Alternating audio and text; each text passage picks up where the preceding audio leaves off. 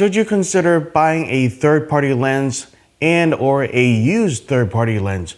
We're going to talk more about that here on Lights and Buttons.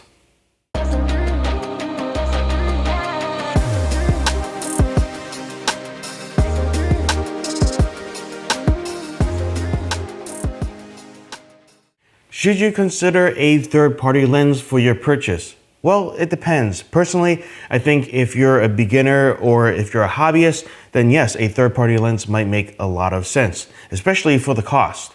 A lot of times you can buy the third-party lenses for like 25 to 50% cheaper than a first-party lens, and then you get like 80% of its performance. These are kind of approximate numbers here. But if you're shooting as a professional and you're getting money for your work and you're looking for specific features that's only available in a first-party lens, this is where you have to do your research and see if it's worth just jumping right to the first-party lens, because eventually you're gonna make that back up. Over here, we have a variety of lenses that are all third-party lenses, and they're from different time periods. The first three over here are Sigma lenses, and then the last two are from Tamron. This first one over here is a Sigma 70-300 f4 to 5.6. That is for the Nikon F mount. This is mounted on my Nikon D50. And this is an older lens. I'll talk a little bit more about this later on. For these two, these are from the Sigma Art lines. Both of them are native E-mount. This is the 85-1.4 and this is the 24-1.4 lens. And then for the Tamron lenses over here, we have the 70-180 f2.8. And by the way, these three are the first generations of their kind. So from the Art series, these two have been replaced with a second generation of the 85 and now a 24mm lens. And then the Tamron has the G2 version of this. This is the first version of the 70-180. And then finally, last but not least, we have a film camera over here, and then we have a 28mm f2.5 lens that is mounted to this Nikon FG. So why buy a third-party lens? Well, you can save a lot of money assuming that the features will fit your needs.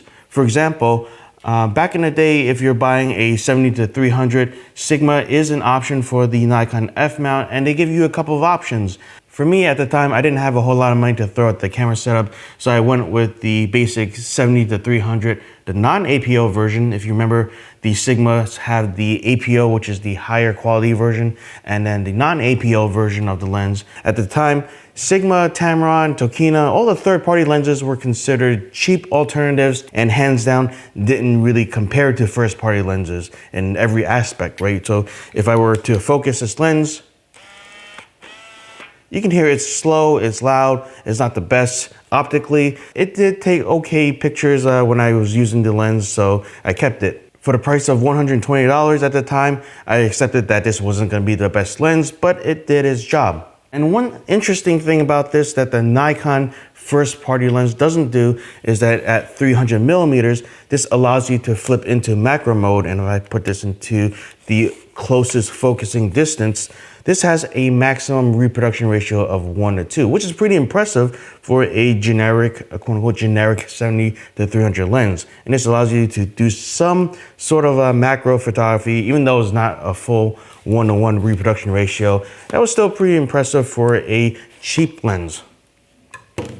Although I did buy the Sigma 70-300 new, at some point after that, I bought the Nikkor 18-200 ultra zoom lens, which I did a lot of my shots on since it covers up to 200mm. Sometime after that, I did switch over to the Sony system, so I ended up selling a lot of my Nikon equipment. So, speaking of Sony, we have three E-mount lenses here in the middle, beginning here with the Sigma 85mm f1.4 lens, and then here we have the 24mm f1.4, both of them being the first generation lenses of the Art series. And then also for the Tamron over here, this is the 70-180 f2.8. This is the first one of its kind. There is a G2 that replaces this quote-unquote G1 lens.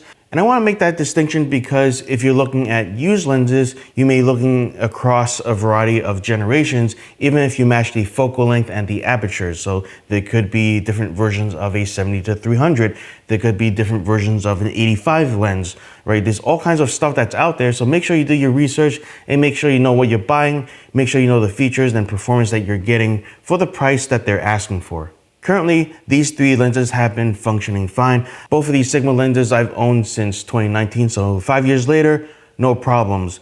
The 24 I did buy new because it was a later lens. I think it came out in 2018, so in 2019 when I bought this lens, this was only about 1 year after the release date and I couldn't find a used version of it.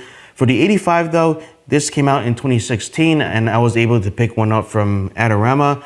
When I look at used lenses, I typically look for excellent or excellent plus ratings, meaning that optically it's excellent. There might be a little bit of scratches or dings on the exterior of the lens, but optically this should be flawless, and that's what I found this to be. I did run into a small problem with this particular lens. When I first got it, it did have a smoky smell to it, some kind of a cigarette smell, and it was pretty noticeable, and I thought, oh man, I'm gonna have to stick with this.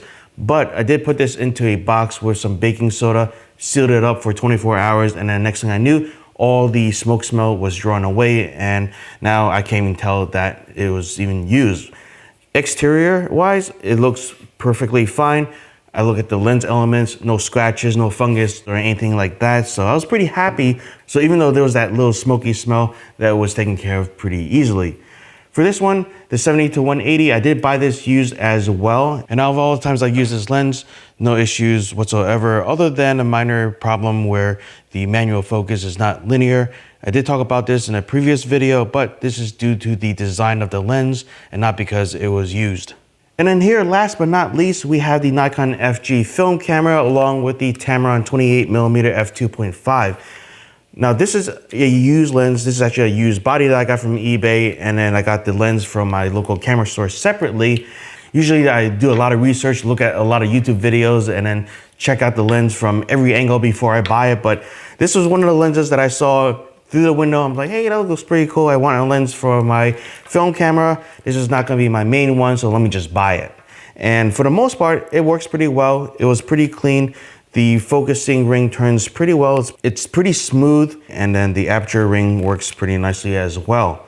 Optically, I don't see anything really wrong with it, but when I do take pictures, I notice that the left side of the image tends to be a little bit softer than the right side. And just to confirm that, I took this lens and I adapted it to my Sony a7 III with the F-mount to E-mount adapter. And in taking a sample picture in the pantry, I made sure everything was lined up, that things weren't crooked and out of focus, and that there was no camera shake involved because I put the camera on a tripod. I did confirm that the left side isn't as clear as on the right. So not sure if the lens was dropped or something happened. Maybe it was a manufacturing quality issue. This particular lens was manufactured a long time ago. I'm not sure which year, but according to Google, the Adaptol 2 for the 28mm lenses ran from 1979 to 1992. So this could be like 40 years old, and I guess it's not bad for a 40-year-old lens to still be working, but this is also not a professional first-party lens either, so you can't expect it to be perfect. So let's talk pricing. With used lenses, obviously you're not gonna be paying full price. For this one's an older lens. I bought it for $35 from my local camera store. $35 is pretty much like nothing because there are some UV filters that cost more than this lens in its entirety. Let's move on to these two lenses. These two are probably more applicable for a lot of you shooters out there because they're more modern. The 85 and the 70-180 are coincidentally both $1,200 lenses. I bought this for $909 and I bought this for $999. So you can get a pretty good discount from an excellent rated lens if you buy them just slightly used. Next, for these three lenses, let's talk about image quality and focusing speeds. Starting with the image quality, this is not a full review of these lenses, so I'll briefly go over them.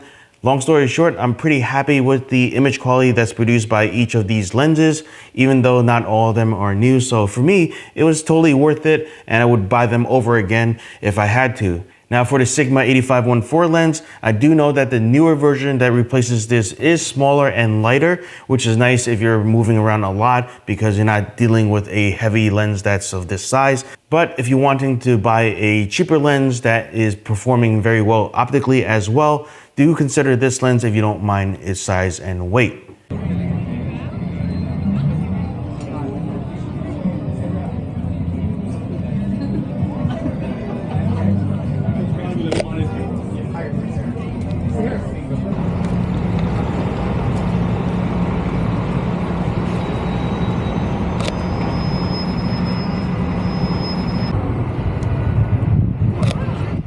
Now for the autofocusing speeds, these aren't bad.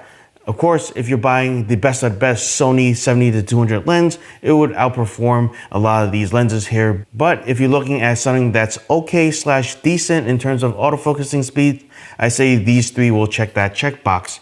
With a couple of volunteers in a non-scientific test, I'll show you the autofocusing performance of each of these lenses. You can see in these quick tests how well they generally perform. As you can see, with the 85 1.4 lens, it can go back and forth pretty easily.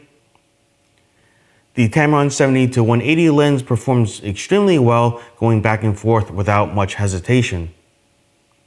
The Sigma 24mm f1.4 lens does an okay job, although there's a time where it does miss its focus, leading me to trying again to correct the focusing. And that's all we got for today's video. We started off with the older third-party lenses, which are known to be the very cheap alternatives that really doesn't perform well compared to the first-party lenses. But when you fast forward through time, the third-party lenses are now much better quality, much better performing compared to the first-party lenses, and you can see the gap really close over that time period. Nowadays, some of these third-party lenses really rivals the first-party lenses because of its increased performance and capabilities. So really do your research if you're considering a third-party lens, because it might just fit your bill and you can save some money. Thanks for watching. Don't forget to like, share, and subscribe if you haven't done so already, and I'll see you in the next video.